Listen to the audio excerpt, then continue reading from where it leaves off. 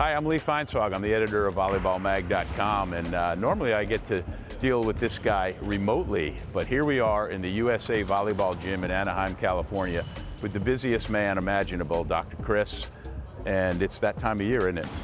We're getting ready for Paris, so Lee, it's wonderful that you're here in our gym. We get to share this opportunity. Yeah, so you're busy all the time. I mean, you have a practice, and then you come over here. But how do things ramp up right now, especially when we're just a couple of months out from the most serious time of year for USA Volleyball? Well, it's wonderful to see our athletes come from overseas. They come in waves. Some of them will come early, a couple months. Some just got here this week.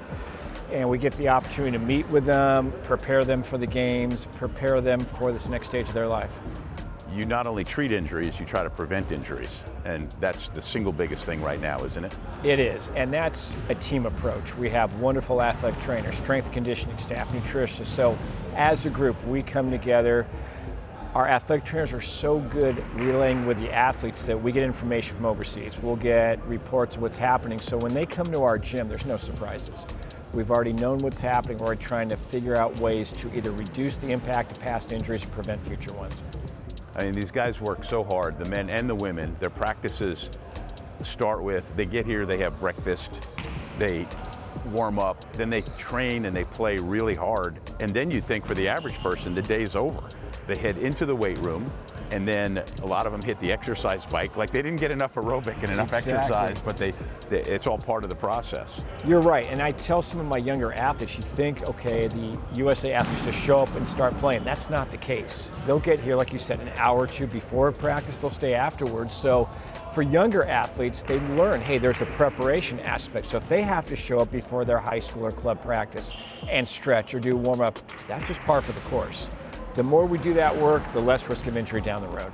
Let's talk specifically about injuries, not necessarily you per se, but like a good example would be in the Tokyo Olympics when Jordan Poulter got hurt and sprained her ankle. The staff was on it so quickly and her rehab was so intense over the course of a couple of days. She only missed one match, and the sprain that she had to her ankle was no small thing. And then, of course, same Jordan Poulter, who's such a great setter, blew out her knee, and yet she's back in a relatively short period of time. And I watched her practice here in the gym. She's as good as she's ever been. Can you just talk a little bit about what the USA training staff does and how you guys do it? Well, the USA training staff's the top of their game. They take a look at the athlete. They will use a variety of modalities, and they've got that trust of the athlete. They know when to push the athlete. They know when to maybe pull back. They know when to get other folks involved. And we go through it step by step, always communicating.